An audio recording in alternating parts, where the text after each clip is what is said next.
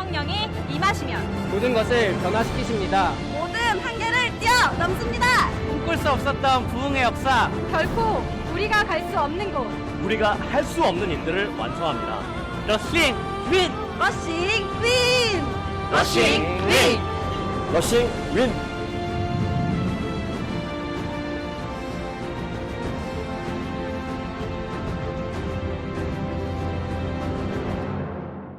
기도 중에 말씀드렸던 것처럼 이제 7가지 치명적인 죄 중에 마지막 죄를 다루겠습니다. 이 탐색이라고 하는 죄를 함께 다루겠는데요. 여러분들, 제가 주중에 이제 아웃리치 라운딩을 많이 다녀왔습니다. 아웃리치 라운딩을 다녀올 때 저기 전남 끝에 생일도도 다녀오게 되고, 또 공항을 해외 아웃리치 팀 APM 사역을 하다 보니까 이 공항을 왔다 갔다 하면서 바다를 참 많이 보게 됐어요. 제가 특별히 바다를 참 좋아하거든요. 답답한 마음이 들 때면 바다를 보면은 뭔가 다 이렇게 해소되는 것 같은 그러한 마음이 들다 보니까 이제 바다를 좀 특별히 좋아하는 경우가 있습니다. 이번에 라운딩을 하면서도 그 드넓게 펼쳐져 있는 그 멋진 바다를 보면서 그런 생각이 갑자기 들었어요. 아니, 이렇게 물이 많은데 물이 부족하다고 이야기하지? 그런 생각을 갑자기 하게 됐어요. 그러면서 드는 생각은, 아 그래, 목마르다고 바닷물을 마실 수는 또 없지라는 생각이 이제 들었어요. 갑자기 궁금해졌습니다. 목이 마를 때 바닷물 마시면 진짜 안 되는 건가? 그런 생각이 들게 됐어요. 그래서 제가 설교를 준비하다가 목이 마를 때 바닷물을 마시게 됐을 때 어떤 일이 벌어지는지 한번 좀 찾아봤습니다. 이렇게 찾아봤더니 진짜 안 되더라고요. 오히려 위험하더라고요. 왜 그러냐? 사람이 이 염분을 머금을 수 있는 그 수준이 있어요. 0.9% 정도에 되는 그 염분을 체내에 유지할 수 있는데 한 1% 정도 유지할 수 있는 것이죠. 바닷물이 포함하고 있는 이 염분 농도가 한 3% 정도 된다고 합니다. 그래서 목이 마를 때 우리가 이 바닷물을 마시면 이 체내에서 유지해낼 수 없는 그 염분을 결국 다 이 수분으로 내보내야 된다라고 해요. 그래서 한 1리터 정도의 바닷물을 마시면, 엄청 많이 마시죠. 1리터 정도의 바닷물을 사람이 만약에 마시면 이 1.5리터 정도에 되는 수분을 소변으로 내보내야 이 사람이 건강하게 체내의 염분을 유지할 수 있다고 해요. 그러니까 목마르다고 이 바닷물을 마셔봤자 그 염분 때문에 마신 물의 양보다 더 많은 물을 배출해내야 하기 때문에 이 급하다고 눈앞에 보이는 바닷물을 마시면 오히려 사람이 어떤 증상이 나타나냐, 이 탈수 현상이 나타나게 돼서 이게 지속적이게 되면은 몸에 수분이 부족해서 죽어버리고 만다고 하더라고요. 여러분, 제가 이 7가지 치명적인 죄, 탐색에 대해서 이야기하기에 앞서서 이 바닷물에 대한 말씀을 드린 이유가 있습니다. 그 이유는 바로 이 탐색이라고 하는 죄의 특징이 바로 잘 드러나 있는데요. 특별히 이 7가지 대죄를 지정할 때 그 당시에 이 탐색이라고 하는 죄를 어떻게 표현을 했는가? 타는 갈증에 마시는 바닷물과 같은 죄가 바로 이 탐색이라고 하는 이 죄라고 그 당시 표현을 하였습니다. 무슨 말이냐?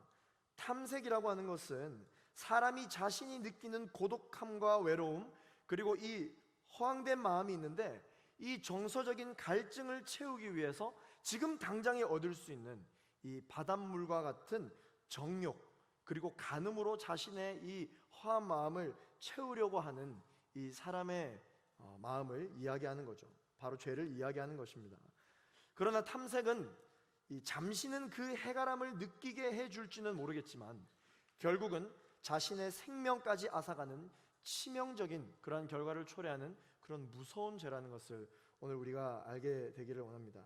오늘 본문 말씀을 통해서 우리는 이 탐색의 특징에 대해서 한번 알아보고, 그리고 어떻게 하면 이 탐색을 극복할 수 있는가 함께 우리 살펴보도록 하겠습니다. 첫 번째, 우리가 오늘 본문을 통해서 알 수 있는 메시지는요, 이 성욕이 무엇인가? 이 성욕은 바로 하나님이 설계하신 것이다 라고 하는 것입니다. 여러분, 성욕 자체는 죄가 아닙니다. 성욕은 하나님이 만드신 신비하고도 독특한 선물이에요. 우리는 하나님이 주신 이 선물을 잘 사용하고 잘 다뤄야 합니다. 우리는 이 성욕을 선하게 다룰 때는 남녀 간의 참된 사랑이다 라고 그렇게 표현을 하고요, 악하게 다루게 될 때는 이것을 우리가 정욕이라고 우리가 그렇게 정리해서 이야기를 하죠. 그래서 우리가 이 정욕을 품는 과정을 바로 정욕을 탐한다 라고 해서 탐색이다 라고 이야기를 하는 것이죠. 다시 한번 말하지만 성욕은요, 하나님이 설계하신 것입니다. 하나님은 우리를 창조하실 때 그건 나무 막대기와 같이 건조하게 기계처럼 아무런 욕구나 감정이 없는 존재로 만들지 않으셨어요. 하나님은 저와 여러분을 여러 가지 감정과 욕구를 느끼도록 창조하셨습니다. 우리가 맛있는 음식을 보면 여러분 어떠한 욕구가 생깁니까? 저 맛있는 거 먹고 싶다, 그런 욕구가 생기죠. 그리고 또한 좋은 물건이 있으면 여러분 어떠한 욕구가 생깁니까? 가지고 싶다, 그런 소유욕이 생기지 않습니까? 또한 마음에 드는 이성을 보면 손이라도 한번 잡고 싶은 그런 욕구가 생깁니다. 마음에 드는 이성, 참 괜찮은 이성을 봤는데 그러한 마음에 들지 않는다면 그건 비정상이에요. 이러한 욕구는 그 자체로 사실 선하다, 악하다 그렇게 말할 수 없어요. 그러나 이 욕구를 하나님이 창조 질서와 하나님이 만드실 때 이 창조 질서와 다르게 쓰면 그것은 사랑이 아니라 탐색이 되고 간음이 되고 음욕이 되는 것입니다. 여러분, 우리가 만일 이성을 보고도 아무런 욕구가 생기지 않는다면 이 세상에 부부가 존재할 수 있을까요? 존재할 수 없죠. 좋은 것을 보고 좋은 것이 있다라고 들었는데도 그것을 가지고 싶다라고 하는 이 소유욕이 만약에 없다면 우리가 과연 아웃리치를 할 이유가 있을까요? 좋은 소식을 듣고 나도 그러고 싶습니다, 나도 하나님의 자녀가 되고 싶습니다, 나도 그리스도를 영접하고 싶습니다 라는 마음이, 천국을 소유하고 싶은 마음이 과연 들까요? 아마 안 들 거예요. 그렇기 때문에 하나님은 이 사람을 창조하실 때 욕구와 감정을 함께 창조하셨습니다.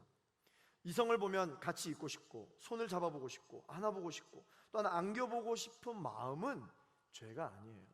그것은 정상입니다.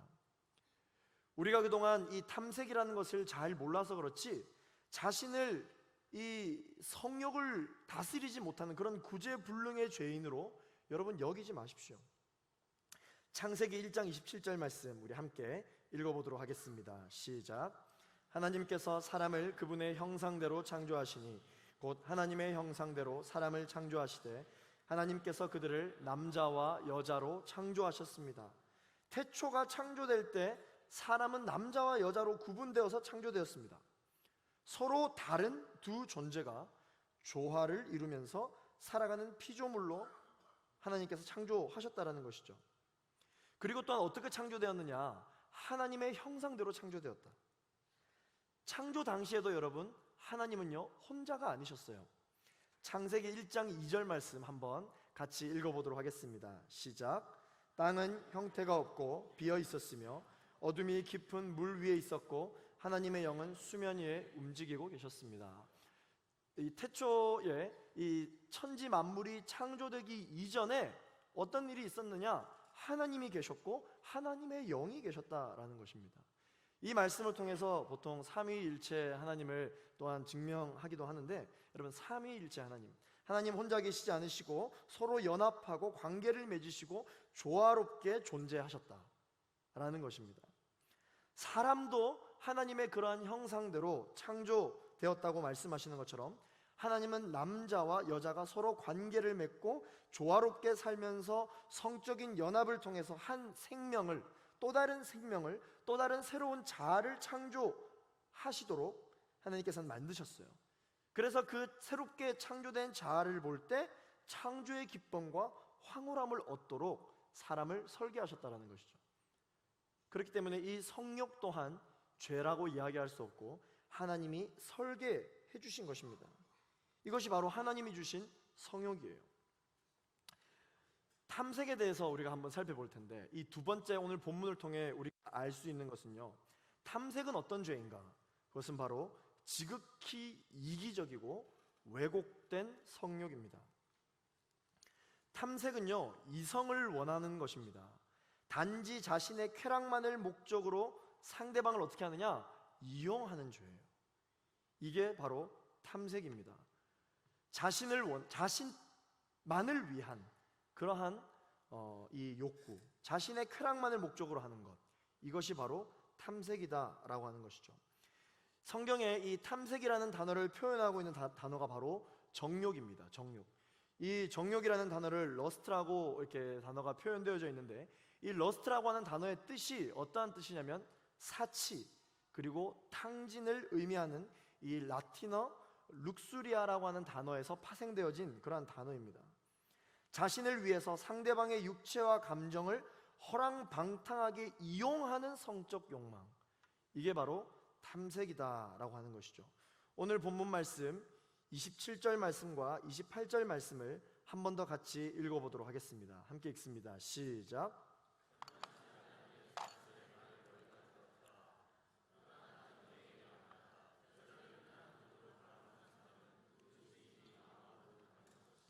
예수님께서 산상수훈 중에 이 설교로 하신 말씀 중에 한 부분입니다. 예수님께서는 27절 말씀에 간음하지 말라는 옛사람들의 말을 너희가 들었다, 너희가 알고 있을 것이다. 이것은 무엇을 뜻하는 것이냐면 10계명 중에 제7계명과 10계명을 이야기하는 것이에요. 여러분 기억하십니까? 제7계명은 간음하지 말라라고 하는 계명이고, 10번째 계명은 이웃의 아내를 탐하지 말라라고 하는 그러한 계명의 내용을 예수님께서 말씀하시는 것입니다. 예수님은 자기 욕망을 채우거나 자극하려는 마음으로 여자를 바라보는 것 자체가 이미 탐색이다, 그 자체가 이미 죄다라고 이야기를 하고 계십니다. 탐색은 이와 같이 이성의 인격과 삶, 내면에 어떤 생각이 있는지에 대한 관심은 전혀 없고 오로지 이성을 자신의 즐거움을 위한 대상만으로 취급하는 것, 이것을 바로 탐색죄다라고 그렇게 이야기하고 있습니다. 그렇기 때문에 이 탐색이라고 하는 것은 매우 비인격적인 죄입니다. 몸은 함께하고 있지만 결국 서로 안에 더 큰 고독감만을 만들어내는 것, 이것이 바로 탐색이라고 하는 죄죠. 영국의 헨리 페어리라고 하는 이 사람이 자신의 저서인 오늘날의 7대 대죄라고 하는 자신의 책에서 이 진정한 사랑과 그리고 육체의 정욕, 이 탐색의 차이점이 있다라고 해서 잘 이야기를 해주고 있는데, 한번 표로 정리해서 가져와 봤는데요, 한번 보도록 하겠습니다. 이 진정한 사랑과 이 탐색의 어떤 차이점이 있느냐? 사랑은 상대에게 관심이 있습니다. 서로를 원한다라고 하는 공통점이 있지만, 사랑은 상대에게 관심이 있지만 탐색은 관심이 없어요. 그냥 지금 즉시 누리기를 원하는 짜릿한 욕구 충족에만 관심이 있는 것입니다. 사랑은 상대와의 약속을 지키려 하는 것이라면, 탐색은 삶을 나누고 상대를 돌보아 주려는 마음이 전혀 없어요. 사랑은 서로에게 숨김이 없고 벌거벗어도 부끄럽지 않게 여기는 마음이 진정한 사랑이에요. 그러나 이 탐색은 어떤 것이냐? 중요한 것은 오히려 감추고 드러내지 않으려고 하는 특징이 있죠. 사랑은 인격적 교감으로 따뜻한 마음을 느끼게 되지만, 탐색은 더 외롭고 더 고독하게만 하는 것입니다. 사랑은 미래를 위해 절제할 수 있는 마음이 생깁니다. 탐색은 현재의 감정과 만족에만 몰두합니다. 그러나 탐색은 이 관계에서 정서적으로 쾌락이 충족되지 않기 때문에 전혀 계속해서 지속하려고 하지 않습니다. 순간의 희열과 만족만을 누리기를 원하는 마음뿐인 것이죠. 그러나 사랑은 어떠냐? 신실하고요, 변함이 없습니다. 지속적인 헌신이 동반되는 것, 이것이 바로 사랑이다라고 하는 것이죠. 사랑은 또 다른 방식으로 계속 함께하고 어떤 방식으로든 계속해서 함께하고 싶어 하지만, 탐색은 어떠느냐? 아침이 되면 남의 눈을 피합니다. 스스로의 관계가 부끄럽습니다. 그래서 바로 남남이 되는 것이죠. 이러한 세상적인 단어가 하나 있죠. 탐색을 이야기하는 세상적인 단어가 있습니다. 무엇이 있습니까?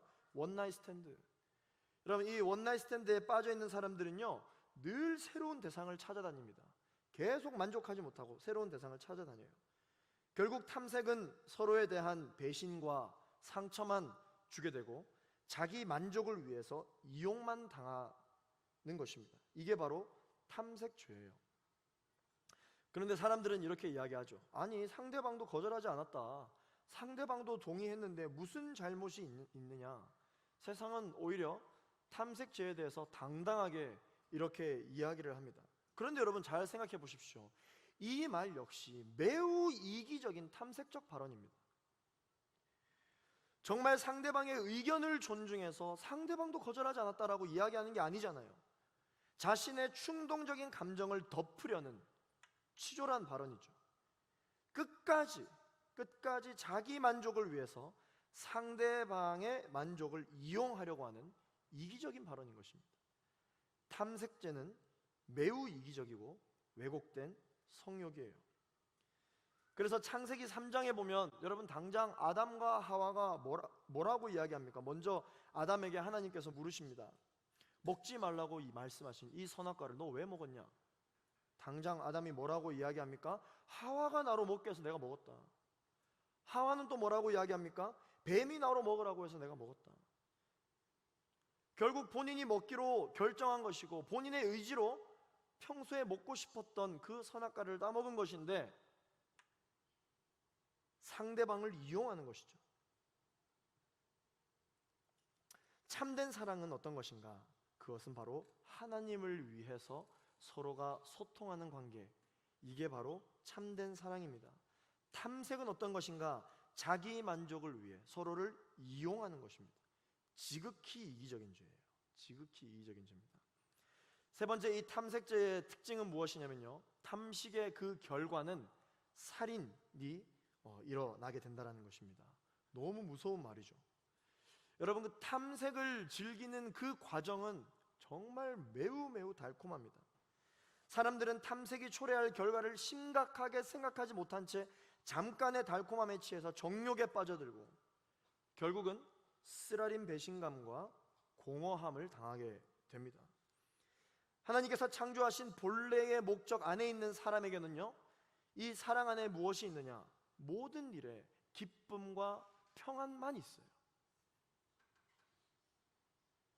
사랑, 진정한 사랑, 서로를 위한 그러한 사랑 안에는 결과가 기쁨과 소망만 있는 것이죠. 생명의 탄생이 있습니다. 그래서 거기에 기쁨을 누립니다. 그런데 순간의 쾌락을 위한 탐색의 결과는 어떠한 결과를 초래하느냐? 사고이죠, 절망이죠, 고통이죠, 낙태라는 살인이며 죽음에 이르게 되는 그러한 결과를 초래하게 됩니다. 새 생명만 피해를 보는 것이 아니고 관련자 모두를 죽이는 행위, 이게 바로 탐색입니다. 오늘 본문의 29절과 30절 말씀을 같이 한번 읽어보겠습니다. 시작. 내 오른쪽 눈이 너를 죄짓게 하거든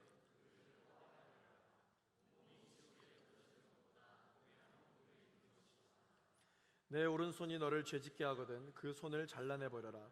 온몸이 지옥에 던져지는 것보다 몸의 한 부분을 잃는 것이 더 낫다. 29절에 나와 있는 이 눈, 이것은 바로 탐색을 의미하는 것입니다. 그리고 30절에 나와 있는 손은 바로 살인을 의미하고 있습니다. 잠언에서는 이 잠언 6장 28절 말씀에는 뭐라고 또한 표현되어져 있냐면요, 탐색하는 사람은 무엇과 같느냐? 숯불을 밟으면서 그을리거나 되지 않기를 바라는 것과 같다라고 말하고 있습니다. 어떻게 됩니까? 결국은 화상을 입는 것이에요. 성경에도 이 탐색죄로 인하여 이 죽음과 이 살인에 내몰리게 되는 그러한 결과를 초래하게 된 인물들이 많이 있죠. 다말을 범한 이 암논은 자신의 욕정을 채운 후에 다말이 싫어졌다라고 이야기하면서 오히려 쫓아냅니다. 다말이 누굽니까? 자신의 형제인 압살롬의 딸이잖아요. 그 이복 누이를 아름답다라고 생각해서 어떻게 하느냐? 자기가 아픈 척을 해요. 그래서 꾀병을 부립니다. 그래서 이 다말이 자신의 병문 안으로 오도록 다윗을 꼬드기죠. 그래서 결국은 다말이 암논의 병문 안으로 왔을 때 암논은 결국 이 다말을 범하게 됩니다. 결국 순간의 쾌락을 쫓았던 이 암논은 어떻게 됩니까? 다말도 어떻게 됩니까? 결국 이 사건으로 암논은 이 다말의 아버지였던 형제 압살롬에 의해서 살해당하게 됩니다. 다말의 인생조차도 완전히 망하게 되죠. 또한 보디발의 아내를 여러분 잘 아실 것입니다. 보디발의 아내는 어떻습니까? 요셉이 계속 거절하자 결국은 요셉에 대해 연모하던 마음이 무엇으로 변하느냐? 격렬한 분노로 돌변해서 요셉을 사지로 내몹니다. 밧세바를 탐색하고 결국 그녀를 범한 다윗은 어떻습니까? 결국 밧세바의 남편을 살해하게 되죠. 그 남편이 죽도록 전장으로 내몰게 됩니다. 이후에 이 다윗에게는 어떠한 일들이 벌어집니까? 그의 가정 안에 칼부림이 끊이지 않아요. 왕자들 간의 칼부림, 아들들이 서로가 서로를 죽이는 일들이 끊이지 않습니다. 이 탐색의 결과는 어떤 결과가 맺어지게 되느냐? 바로 이 살인, 죽음으로 이르게 되는 그러한 끔찍한 결과를 내게 된다는 것이죠. 이처럼 탐색은 그 과정은 매우 달콤합니다. 그러나 그 결말은 과정에 비해서 정말 끔찍한 결과를 초래하게 되는 것이죠. 우리의 몸은 성령께서 거하시는 거룩한 성전입니다. 여러분, 이 탐색으로 인하여서 우리의 육체를 더럽힌다면 하나님의 거룩한 성전을 훼손하는 치명적인 죄악이라는 것을 우리는 반드시 기억해야 합니다. 고린도전서 6장 9절에서 10절까지 있는 말씀을 함께 읽어보도록 하겠습니다. 시작.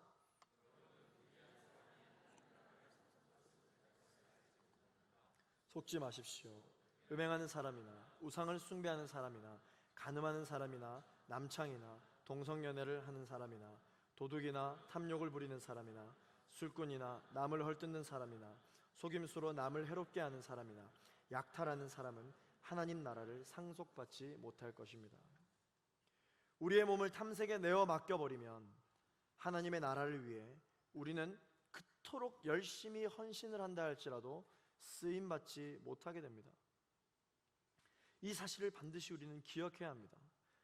그러므로 우리가 탐색죄를 지었다고 생각되어지는 그 순간, 바로 지금 지체하지 말고 우리는 돌이켜야 하는 것이에요. 이렇게도 무서운 이 탐색죄를 어떻게 하면 우리는 극복할 수 있을까? 첫 번째 탐색 극복 방법은요, 자리를 피하는 것입니다. 자리를 피해야 돼요. 여러분, 탐색이라고 하는 이 죄는요, 컨트롤하기가 쉽지 않습니다. 어떠한 극복 방안이 있기보다는요, 최고의 방법이 뭐냐? 아예 상대하지 않는 것이에요. 마치 무엇과 같이 여기느냐? 배설물과 같이 여기는 것입니다.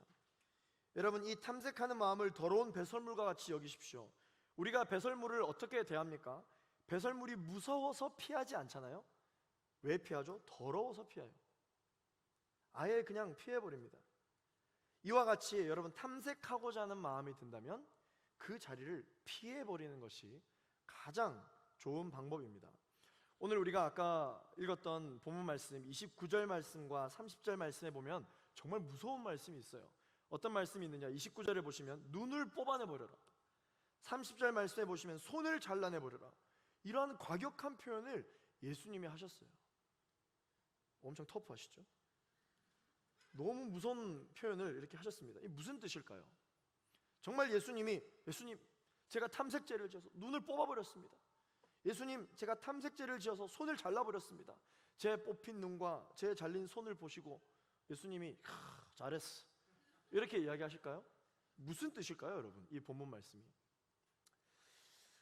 사실 이 본문 말씀은요, 이 언어가 주는 한계성 때문에 이 한글로 번역됐을 때는 간단하게 두 단어로만 번역이 됐죠. 눈을 뽑아라, 손을 잘라라, 이렇게 두 단어로만 번역이 되었지만 사실 이 단어는요, 6개 단어가 서로가 서로에게 연관되진 굉장히 복잡하게 얽혀있는 문장이에요. 그래서 이 원어를 직역하면은 어떻게 직역할 수 있느냐? 너는 그것을 너로부터 빼내라, 그리고 너로부터 그것을 버려라 라는 그러한 의미로 직역을 할 수가 있습니다. 결국 이것이 무슨 뜻이냐? 실제로 죄의 처벌로 몸을 상하게 하라, 그래야 용서받을 수 있을 것이다, 이러한 뜻이 아니라 어떤 뜻이냐면 죄의 근원으로부터 자신을 뿌리 뽑아서, 그 죄를 뿌리 뽑아서 자신으로부터 그 죄와 철저하게 분리시키라, 그러한 의미를 가지고 있는 것입니다. 분리시키라 라는 뜻을 가지고 있는 것이죠. 그래서 이것을 실천적인 측면으로 어떻게 해석할 수 있느냐? 지체하지 말고 지금 당장 실행에 옮겨라 라는 그러한 단호한 의미가 이 말씀에 포함되어져 있는 것입니다. 우리의 몸을 아무리 깨끗하게 한다 할지라도 배설물이 계속해서 생겨나는 것처럼 우리가 아무리 훈련해서 우리의 성품과 인격이 탁월하다 할지라도 우리의 몸에 탐색을 완전히 제거하는 것이라는 것은요, 불가능합니다. 불가능해요. 따라서 이 탐색의 유혹을 받을 만한 여건과 환경에 아예 들어가지 않도록 해야 하는 것, 이것이 가장 좋은 방법이에요. 맞부딪혔을 경우에는 어떻게 해야 되느냐? 그냥 그 자리를 박차고 나와야 되는 거예요. 그냥 나왔을 때 얼마나 상처를 받을까요? 그런 거 생각할 필요 없이 그냥 박차고 나오는 것입니다. 앞뒤 생각하지 않고요.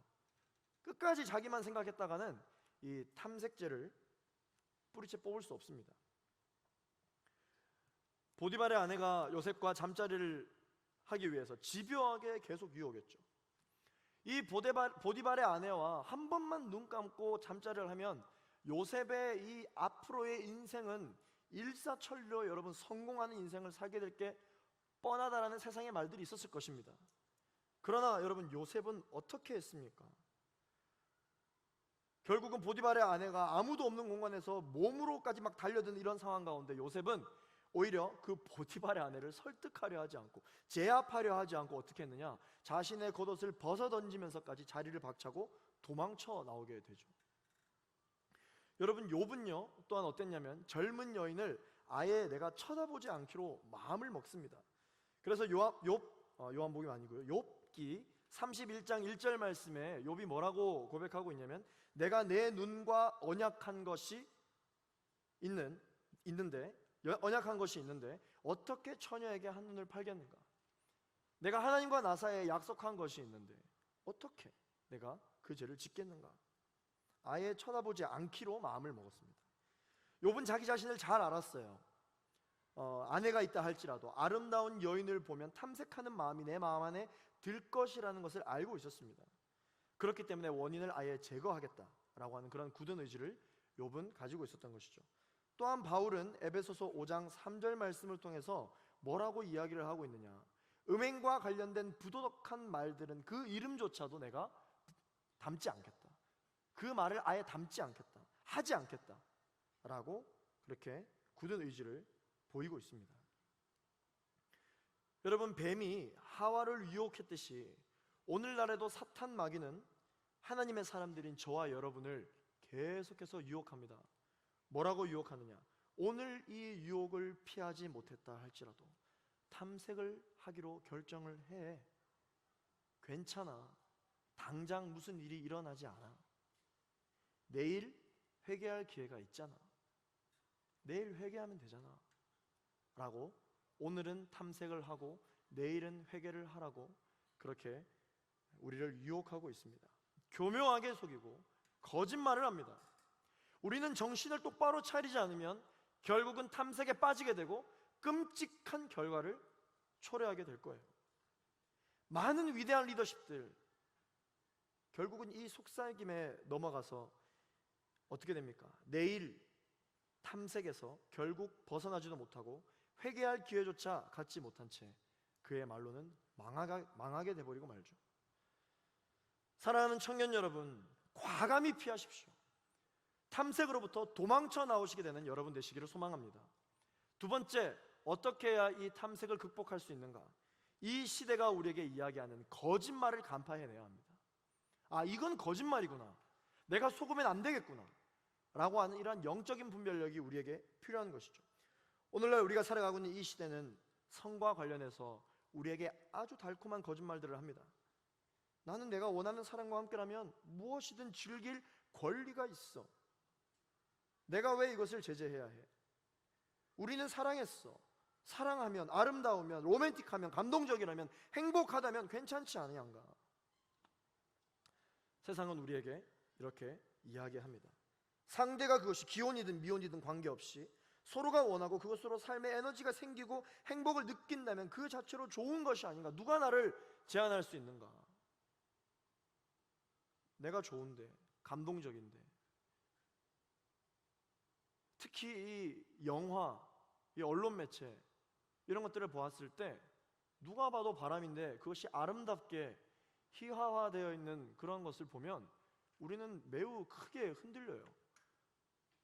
저 아름다운 사랑, 나도 저런 사랑을 해봤으면 좋겠다, 그런 생각이 마음 가운데 드는 것이죠. 하나님의 사람들이여, 정신을 차리게 되기를 소망합니다. 세상에 속한 사람들은 세상의 말을 듣는 거예요. 그러나 하나님의 사람들이여, 하나님에 속하기로 작정한 사람들이여, 하나님의 말씀을 듣게 되기를 소망합니다. 정신 똑바로 차리지 않으면 그 누구를 막론하고 우리는 탐색에 넘어가 버리고 말아요. 결국은 이 생명과 죽음을 다뤄야 하는 순간까지 넘어가 버리고 맙니다. 우리 양옆에 동역자들 바라보면서 인사하겠습니다. 정신 똑바로 차리세요. 여러분, 놀랍네요. 어떻게 이렇게 좋은 사람이 한 명도 없습니까? 네, 평소에 이 주에 대해서 굉장히 관심이 많으셨나 봐요. 네, 한 번 더 인사하겠습니다. 정신 차리십시오. 시편 119편 9절과 11절 말씀 같이 읽겠습니다. 시작. 청년이 무엇으로 그의 행실을 깨끗하게 하리이까? 주의 말씀만 지킬 따름이니이다. 내가 주께 범죄하지 아니하려 하여 주의 말씀을 내 마음에 두었나이다. 하나님의 사람들은 하나님이 정하신 이 질서 안에서 성을 누려야 합니다. 그것이 무엇입니까? 바로 결혼이죠. 결혼. 세상이 우리에게 속삭이는 두 번째 거짓말이 있습니다. 그게 무엇이냐면, 성적 쾌락은 참으면 참을수록 몸에 해롭다, 성적 쾌락은 추구할 만한 가치가 있다 라고 그렇게 거짓말을 합니다. 여러분, 이 성적 쾌락은요, 환각제와 같은 것이에요. 정말 모든 성적 쾌락이 선한 것이라면 왜 그 행위의 말로가 악하죠? 낙태를 하고 도망가고 무책임하고 슬픔이 몰려오고 고민하고 갈등하고, 정말 하나님 안에 있는 것이라면, 원래 우리가 창조된 목적대로 이것을 누려도 되는 존재라면 왜 그 행위의 말로가 이렇게 악하냐라는 것입니다. 아무리 옳다라고 많은 사람이 이야기를 한다 할지라도 질서 안에서 행할 때 옳은 거예요. 하나님이 주신 건강한 성욕은 하나님께서 짝져 주신 부부에게 허락된 신비한 친밀감입니다. 그 질서 안에서 성욕을 추구할 때 그 행위의 결과가 완전히 바뀌는 거예요. 생명의 탄생이 고민이 되고 생명의 탄생이 죽음으로 몰아가는 결과를 낳는 것이 아니라, 생명의 탄생이 곧 창조고 책임이고 기쁨이고 소망이고 연합이 되는 것입니다. 어떨 때? 하나님께서 짝지어 주신 부부 안에서, 가정 안에서, 그 질서 안에서 이 성욕을 행할 때 그 행위의 결과는 우리가 말로 다 할 수 없는 그러한 기쁨과 보람이 있는 것이에요. 결혼하신 분들도 여기 계시겠지만 앞으로 결혼을 준비하셔야 할 청년들이 아마 많이 있으실 텐데, 탐색을 주의하십시오. 탐색은 이기적인 것입니다. 자신만 생각해서는 안 돼요. 교회 밖에서는 허랑방탕하게 즐길 것 다 즐기다가 결혼은 그래도 참한 사람과 만나야 되지 않겠냐, 그렇게 생각하고 교회 오는 분들이 상당히 많아요. 제가 밖에서 사실 신앙생활 잘 안 하는데 저희 부모님이 그렇게 교회를 꼭 가서 신부감 데려오라고 해서 제가 어쩔 수 없이 교회를 왔다, 그렇게 이야기하고 신앙생활을 시작하는 사람이 상당히 많습니다.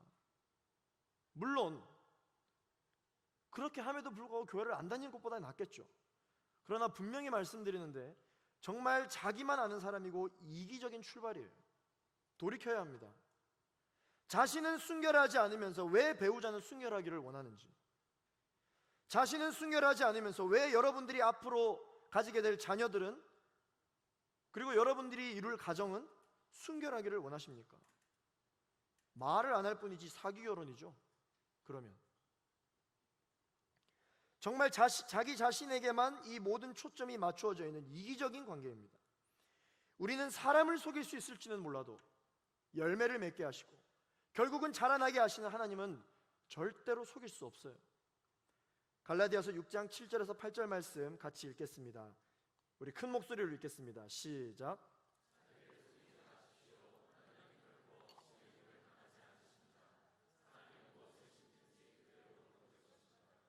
자기 육체를 위해 씻는 사람은 육체로부터 썩어질 것을 거두고 성령을 위해 씻는 사람은 성령으로부터 영생을 거둘 것입니다. 순결한 신부를 원하십니까? 순결한 신랑을 원하십니까? 탐색으로부터 자신을 지키시게 되기를 소망합니다. 그리고 교제를 하고 계십니까? 사랑하기 때문에 오히려 서로를 지켜주십시오. 서로를 지키지 못하는 것은 사랑이 아니에요. 자신을 위한 관계인 것이죠. 정말 그를 사랑하고 정말 그녀를 사랑한다면 그 하나님의 질서 안에서 그를 지켜줄 수 있습니다. 서로를 지켜주지 못할 거면 사랑한다고 말도 하지 마십시오.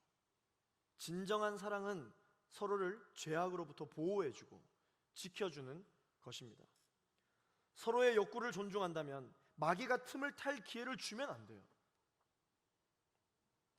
단지 성적 매력에 끌려서 여러분 결혼하지 마십시오. 그런 부부는 언젠가는 그 매력이 떨어지고 나면 열정이 식어서 관계가 바로 깨집니다. 가정이 바로 파탄나요. 게다가 더 매력적인 사람이 눈앞에 나타나면 그 관계는 흔들리는 것입니다. 그러나 결혼을 하는 이유가 자신이 아니라 서로 그 자체가 된다면요, 어떤 어려움이 닥치거나 성적 쾌락이 부족한 상황이 도래한다 할지라도 더 큰 사랑이 그들을 지키고 보호하기 때문에 결코 그 관계가 약해지거나 깨어지지 않습니다. 내가 결혼을 해야 하는 이유, 내가 당신과 영원히 살고 싶은 이유는 나를 위함이 아니라 상대방을 위한 결혼, 그게 바로 진정한 사랑이에요. 결혼은 사랑이고 신뢰입니다. 여기 앉아 계신 예비 신랑 여러분, 잘 들으십시오. 결혼을 위해 자매에게 필요한 것은 여러분들의 능력이 아니에요. 결혼을 위해 여러분들이 준비해야 할 것은, 또한 자매가 원하는 것은 여러분들이 신뢰를 보여줘야 돼요. 신뢰. 내가 저 남자를 믿고 평생 살 수 있겠구나. 신뢰를 보여줘야 돼요. 그런데 그 신뢰는 결혼을 함과 동시에 자꾸 없애려고 그래요. 여기 계신 예비 신부 여러분, 결혼을 위해서 형제에게 필요한 것은 무엇인지 아십니까? 당신의 외모가 아닙니다. 칭찬과 고맙다는 말 한마디예요. 그러면요, 형제가 도망가려 하다가도 그 말 또 들으려고 여러분들한테 돌아올 거예요.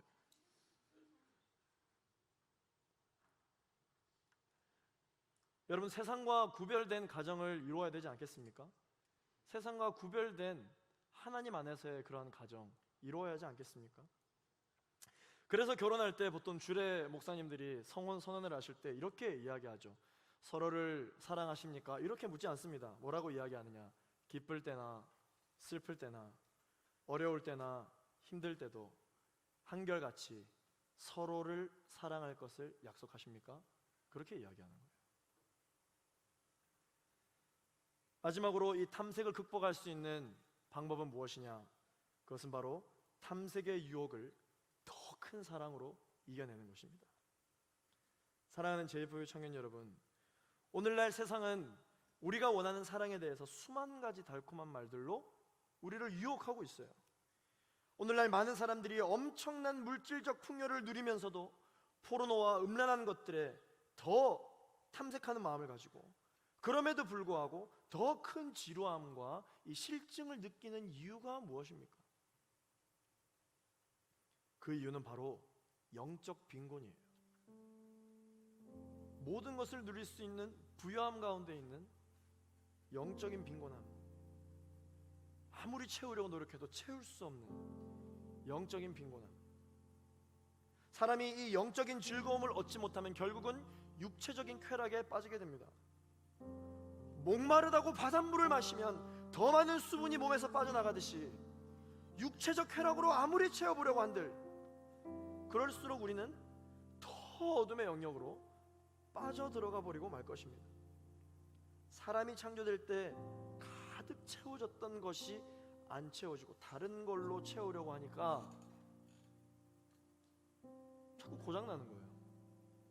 우리의 신앙생활도 고장나고 내 영혼도 고장나고, 내가 예배를 빠지지 않는데, 늘 내가 기도하는데, 늘 큐티하는데 우리의 영혼이 고장나는 이유가 무엇인가?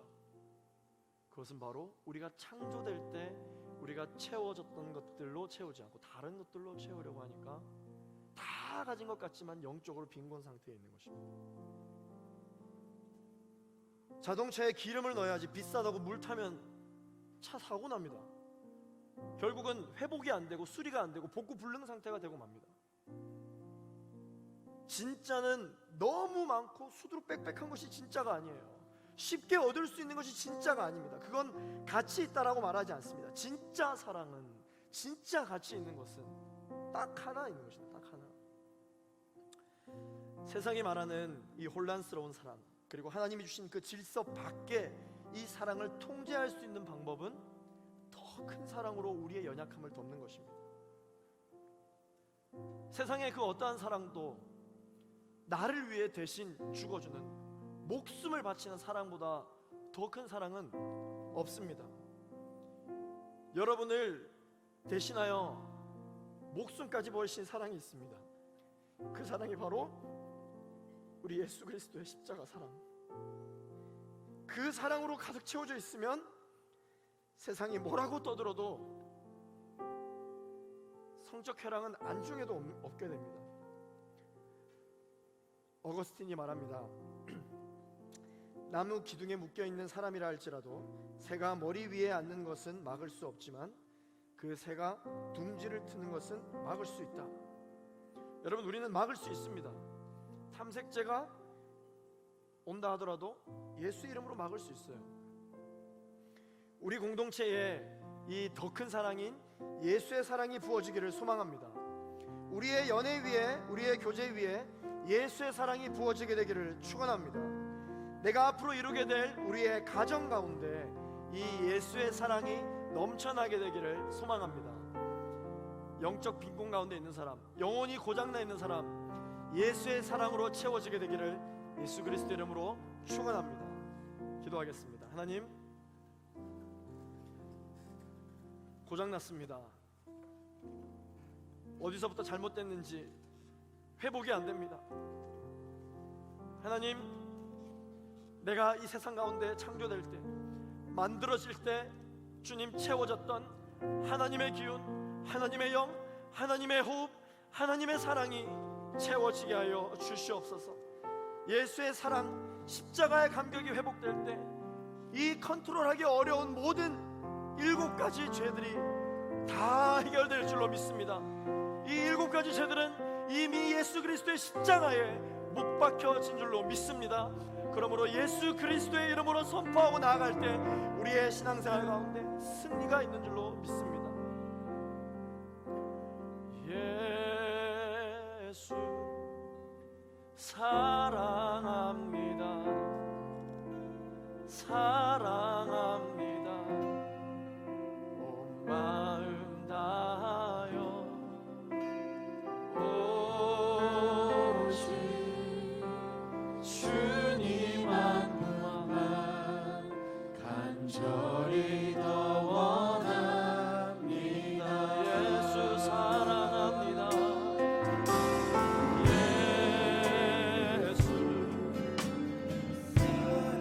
사랑합니다.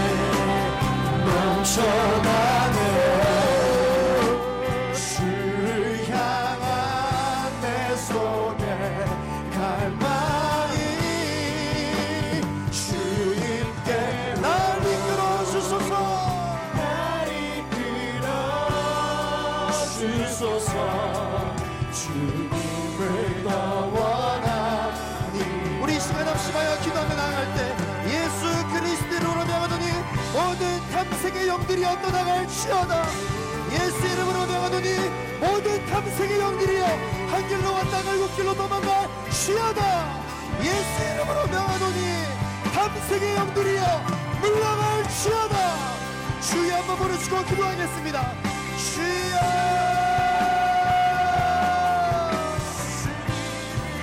걸으신 아버지 하나님 이 시간 주님만을 바라보며 나아가게 하여 주옵소서. 주님 성령으로 충만케 하여 주시며 주님만을 바라보며 나아갈 수 있는 우리 모두가 될 수 있도록 역사하여 주시기를 간절히 바라기를 원합니다. 주여.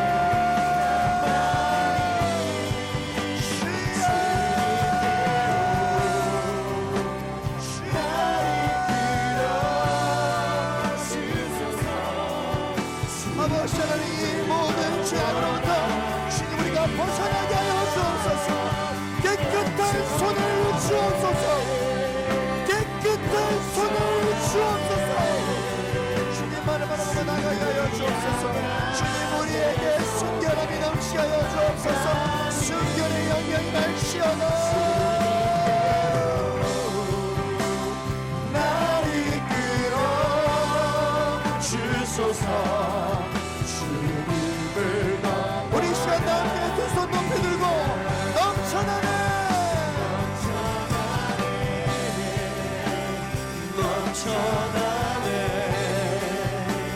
주를 향한 내 손에 갈망이 주님께로 날 이끌어 주소서. 깨끗한 손 주옵소서. 깨끗한 손 주옵소서. 주님만 높여드리기 원해. 정결한 맘 주옵소서.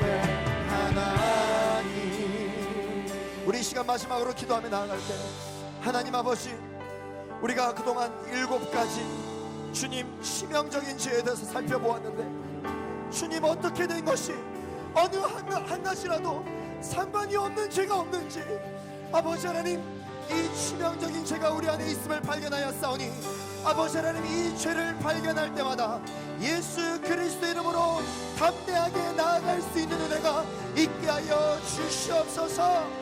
모든 죄로부터 자유할지어다. 진리를 알지니 진리가 너희를 자유케 하리라. 하나님 아버지 우리가 붙잡아야 할 것은 예수 그리스도 그 예수 그리스도의 십자가의 감격과 십자가의 사랑밖에 없음을 깨닫습니다. 아버지 하나님 그 예수 그리스도의 십자가의 감격에 회복된 우리 모두가 되어지게 하여 주시옵소서. 주님만 주님만 주님만 오직 예수 오직 예수 오직 예수만 붙들기를 원합니다. 하나님 다른 그 어떤 것들로 채우는 것이 아닌 예수 그리스도의 사랑으로 채움받게 하여 주옵소서. 우리 마지막으로 두 손 높이 들고 우리 주여 3번 부르시고 함께 결단하며 기도하겠습니다. 주여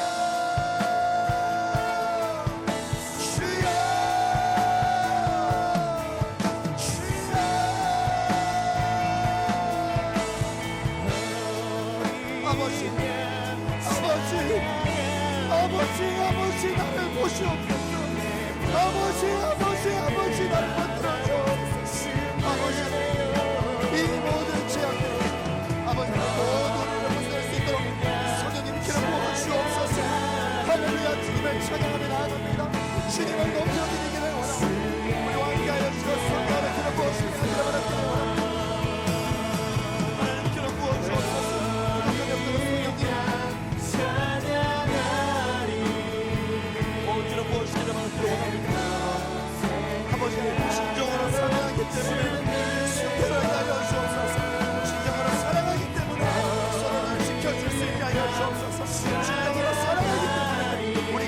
하나님 앞에 더 큰 사랑을 올려드릴 수 있도록 아버지의 길로 부어주시기를 하기를 바라기를 원합니다.